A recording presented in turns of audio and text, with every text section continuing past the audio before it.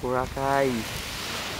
Yes, ako po'y dito na sa ngayon sa Boracay at ako po'y aalis sa mamaya. Then, ano pa? Gusto bumalik dito dahil ang ganda. Lalo doon sa Puka Beach. Ang ganda ng view, ang ganda ng tubig, ang lagat.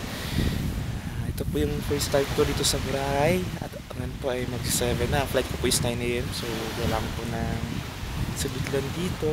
Ayan. Tsaka, hindi po talaga, kakaiba po talaga ang Boracay. Ganda-ganda. So, ano ba? Sana sa pagbalik ko dito, marami na akong kasama dahil ako may nag-iisa lang po dito. Pero meron pa akong friend na tumulong. Nag-escort po sana or nagtutours mga professional diver, tattoo artist, tattoo artist, isa fire dancer, isa naman na secret millionaire na nagnanaw tambol gabi.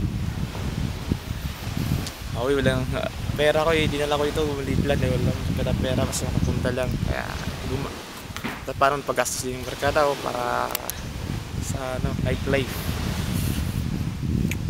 Okay, alis sa ngayon. So, welcome back to Manila and goodbye Boracay. See you soon. Ba? Sana pag makabalik ako dito dahil gusto ko talaga ng lugar. Hindi po siya ganun ka-expensive kung magtitipid ka talaga at maghanap ka na isang place at matulugan. Huwag lang isang tip lang po, huwag kang hotel sa pool.